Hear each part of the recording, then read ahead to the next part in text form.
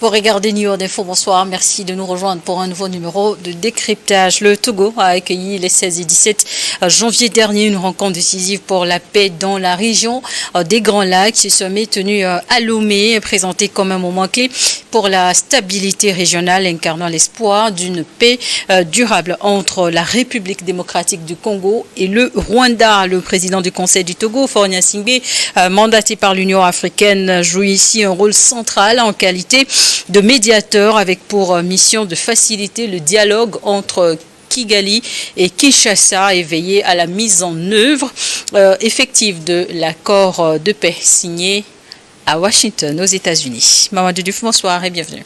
Merci. Bonsoir Charlotte. D'abord, permettez que je vous dise bravo pour ce sacre.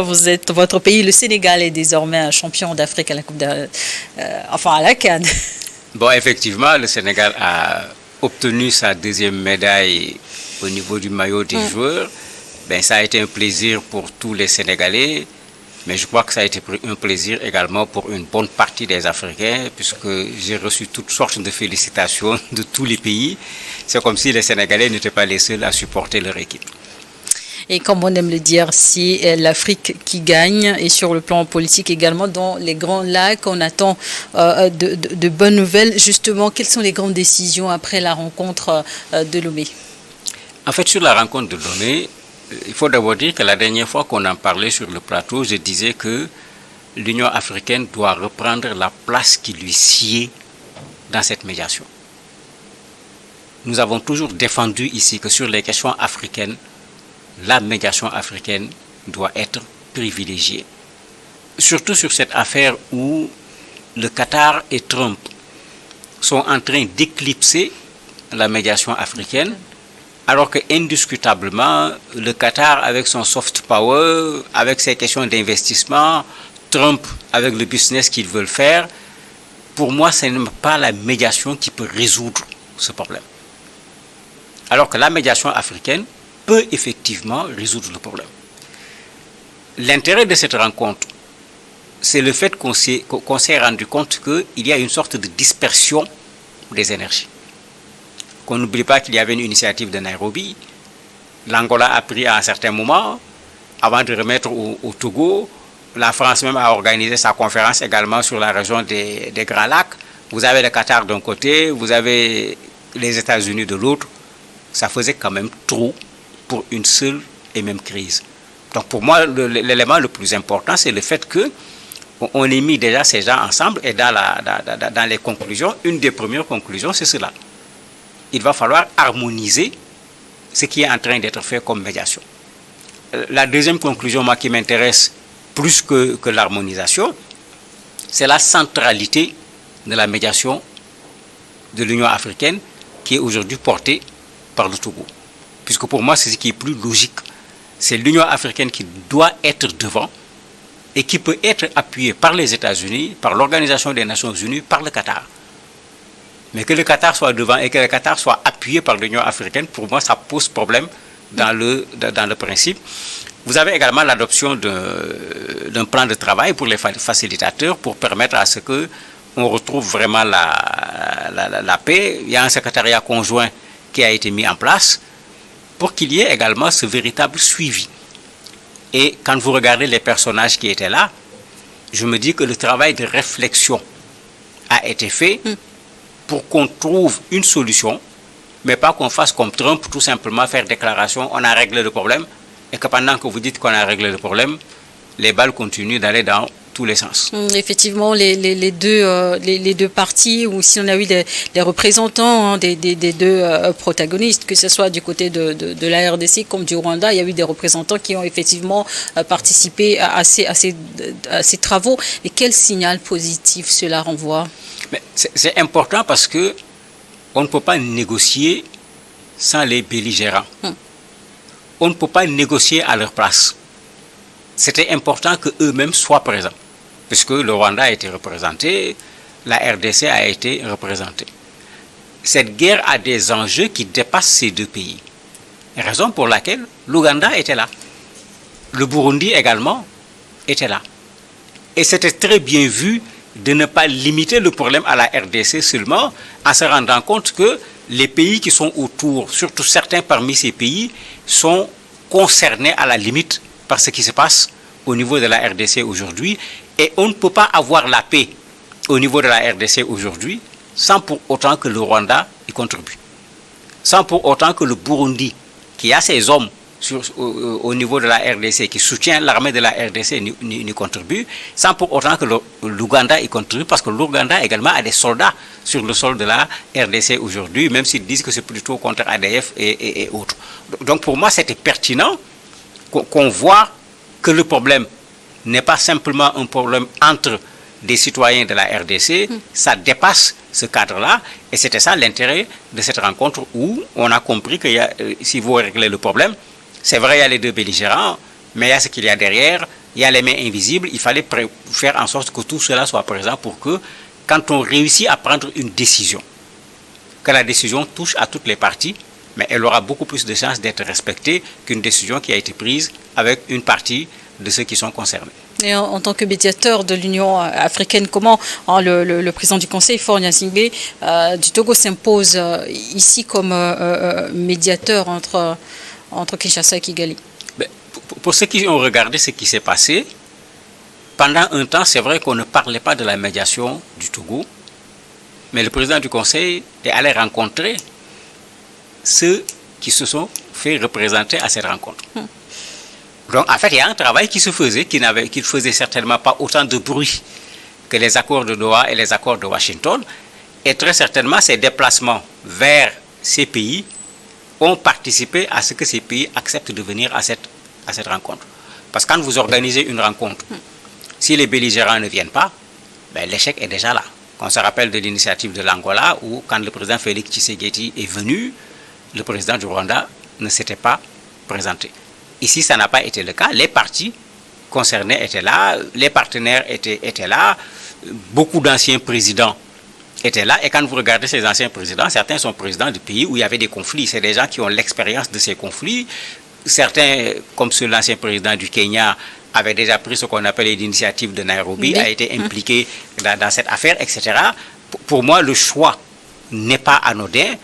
Et avec ce choix, on peut effectivement, avec une volonté africaine affirmée, chercher à résoudre véritablement le problème de la RDC. Je dis bien le problème de la RDC, pas le problème du M23, parce que c'est un parmi les problèmes de la RDC. Peut-être faudrait aussi le rappeler, avant cette rencontre de Lomé, le président congolais Félix Tshisekedi a effectué une visite éclair à Lomé où il y a eu une tête-à-tête avec le président du Togo. Ouais, c'est pourquoi j'ai dit, enfin, le président togolais également est allé à RDC, qu'on ne l'oublie pas, et pas seulement à RDC. Donc si le président Tshisekedi est venu ici également, il y a cette relation entre les personnes. Donc là, il faut noter que c'est une médiation quand même qui bouge. C'est une médiation qui bouge, mais comme je disais, qui était éclipsée par le Qatar, par Trump, parce que cela faisait une médiation avec beaucoup de bruit. Il y avait une énorme médiatisation. Si vous regardez la dernière signature, c'est Trump. La médiatisation a été extrême, alors que quand vous regardez et que vous analysez ce qui s'est passé, mais il n'y avait pas de quoi faire autant de médiatisation quand les deux présidents ne sont même pas capables de se faire face, de se regarder les yeux dans les yeux, de se serrer la main. Mais quand vous me dites que ces deux-là ont signé un accord et que vous me dites que c'est un accord de paix, ben, il faut qu'on redéfinisse en ce moment ce que signifie la paix. Parce que généralement, quand on dit on fait la paix, la première chose qu'on fait, c'est de se serrer les mains, c'est de se regarder et c'est de sourire. On ne l'a pas vu. Donc ici, vous avez l'effet médiatique qui est très fort. Mais ça, c'est du Trump, comme je le dis tout le temps. Il veut se montrer le roi, le chef de tout, celui qui peut tout régler, celui qui peut tout gâter. Mais ce n'est pas par cela qu'on peut régler le problème de la RDC. N'oublions pas que ce qui se passe là-bas, ça fait plus de 30 ans. Ça n'a pas commencé ni avec le M23 version première, ni avec le M23 version deuxième. Selon vos analyses, quels sont véritablement les principaux points de blocage encore sur ce dossier? En fait, un des principaux points de blocage, bien que le Rwanda ne veuille pas entendre parler de cela, c'est le Rwanda. Parce que le M23 sans le Rwanda n'aura pas la même force que le M23 avec le Rwanda. Et c'est parce que le M23 est en position de force que le M23 a des exigences qui posent problème à la RDC. Puisqu'ils n'ont pas encore demandé l'indépendance des zones qu'ils ont occupées, mais ils ont demandé tantôt une autonomie, tantôt une co-gestion au niveau de ces espaces, alors que si vous regardez sur toutes les médiations, la question de l'intégralité du territoire, tout le monde est d'accord là-dessus. Le retour du pouvoir central dans ces zones, tout le monde est d'accord là-dessus. Qui n'est pas d'accord, c'est le M23 appuyé par le Rwanda. Donc là, il y a un obstacle majeur qui est là, c'est l'appui du Rwanda par rapport au M23. C'est vrai que l'Union africaine ne condamne pas encore le Rwanda de façon très claire. Les États-Unis l'ont fait, certains pays de l'Union européenne l'ont également fait à un certain moment parce que les gens trouvaient que ça en était trop. Il va falloir que de ce côté-là, que l'Union africaine joue son rôle, s'il le faut d'un point de vue diplomatique, pour convaincre le président du Rwanda plutôt à changer de posture, mais s'il le faut également utiliser des pressions pour l'amener à changer de posture parce qu'il faut que la paix revienne en RDC. Ce n'est pas une option. Ce n'est pas un choix, ce n'est pas des interrogations, c'est une nécessité. Et justement, quelles sont selon vous les prochaines étapes dans les discussions? Moi, je veux dire, la première chose, c'est qu'on mette en place une bonne feuille de route. Parce qu'il y a un cadre qui a été mis en place. Quand vous regardez les personnes qui étaient là, Uhuru Kenyatta, le président du Botswana, Catherine Samba-Panza, qui a dirigé un pays où il y avait également de la rébellion pour faire la transition, etc. Je me dis qu'il y a de la matière pour que les gens soient en mesure de comprendre ce qui se passe en RDC et de voir par où il faut passer pour trouver une solution définitive. Ça ne sera pas facile. Ça, c'est très clair. L'autre intérêt qui fait qu'on pourra faciliter la chose, le Qatar, les États-Unis, l'Union africaine, l'Organisation des Nations Unies, toutes ces organisations, tous ces pays, on leur a dit de venir participer. Il ne sait pas agir de faire cavalier seul ou bien de faire en opposition par rapport aux autres. Au contraire, c'est pour essayer d'éviter la fragmentation au niveau des médiations qui sont là, parce que quand il y a trop de cadres qui font de la médiation, à un certain moment, bon, il y a un problème de coordination qui va se poser. Ou bien même qu'on se retrouve avec des accords contradictoires. Le M23 demande à telle médiation ceci, cette médiation accepte, et le même M23 demande la même chose à l'autre médiation refuse. Ben, finalement, c'est comme si c'est les médiations elles-mêmes qui vont se mettre des bâtons dans les roues. Bon, moi, je me dis que ça également, c'est un acquis qui, s'il est préservé, cette médiation avec cette harmonisation va faire partie de ce qui va permettre de trouver une solution. Et les anciens dirigeants donc, qui accompagnent le président du Conseil du Togo dans la conduite de cette médiation depuis le début, cette équipe, comme vous le disiez, est restée toujours quand même soudée. Il n'y a pas de désistement, il n'y a pas d'abandon. Ce sont là les signes d'une efficacité dans cette action diplomatique. Il faut voir l'expérience de ces pays. Quand on parle de l'ancien président du Botswana, quand on parle du Botswana aujourd'hui, en termes d'exemples de gestion, etc., voilà des gens qui travaillent sur des principes. Uhuru Kenyatta, j'ai dit tout à l'heure qu'il était déjà dans la médiation, mais il y a eu un changement, il n'était plus le président de la République. Pendant un temps, ça a créé des problèmes, même parce que cette initiative a continué à un moment de façon parallèle avec l'initiative de l'Angola, qui était l'initiative de l'Union africaine. Et malgré tout, il est resté... Les pays de la SADC ont été invités, parce qu'il y a les organisations, il y a 2 organisations régionales, et même ces 2 organisations régionales faisaient partie des problèmes, parce que les 2 organisations régionales n'avaient pas exactement la même position sur la question. Ces organisations également ont été invitées à la rencontre. Et c'est pourquoi je crois qu'on est en train de réunir actuellement les conditions pour une bonne médiation.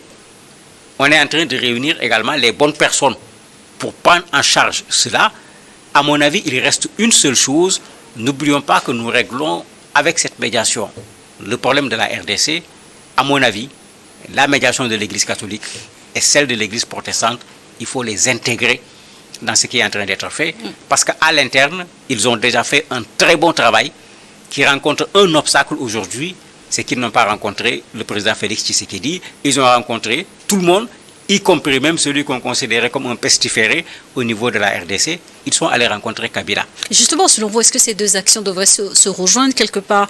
Parce que parallèlement à la rencontre de Lomé, le président angolais João Lourenço est également président en exercice de l'Union africaine, a reçu la semaine dernière à Luanda des représentants religieux congolais, toujours sur le même dossier. Mais tout à fait. Ils sont en train de faire un travail sur le terrain.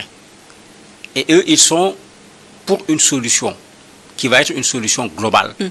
Pas à obtenir un cessez-le-feu comme les accords le font au niveau du Qatar et au niveau de Washington.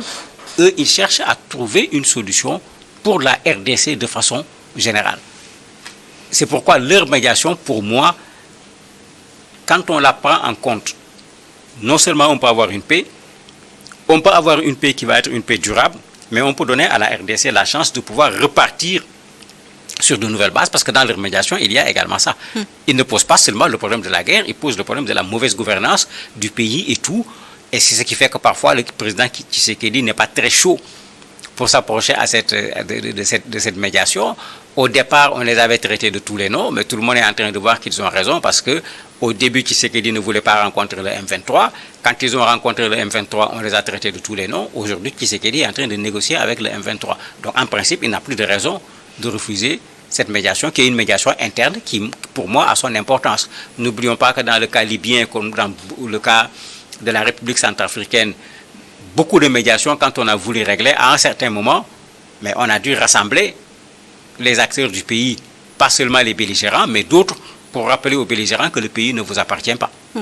Donc, pour conclure, selon vous, ces deux dynamiques diplomatiques, que ce soit de l'Union africaine ou de l'Église, peuvent donc aboutir à des impacts réels sur la situation sécuritaire à l'Est? Pour moi, ces deux médiations doivent se renforcer. Elles n'ont pas à se concurrencer. Ces églises étant à l'intérieur du pays, connaissent exactement et de façon réelle la situation du pays. Même en termes de sources d'information, ils détiennent des informations précieuses pour la médiation de l'Union africaine. Dans cette médiation, il va falloir convaincre également les populations. Parce que n'oubliez pas que les citoyens de la RDC sont divisés. Vous en avez qui sont même pour que la RDC déclare la guerre au Rwanda. Bon, si vous laissez ces gens-là prendre le devant, mais la médiation n'aboutira pas. Et eux, ils peuvent jouer un rôle à l'interne pour amener les gens à comprendre qu'il faut sortir de cette crise. Et quand on sort d'une crise, on ne gagne pas tout. On gagne quelque chose, mais on perd quelque part. Ils pourront jouer ce rôle mieux qu'un président étranger qui vient s'adresser aux populations de la RDC. Merci, Mamadou Diouf. Merci d'avoir accepté de répondre à nos questions. Merci à vous également de nous avoir suivis dans le décryptage du jour.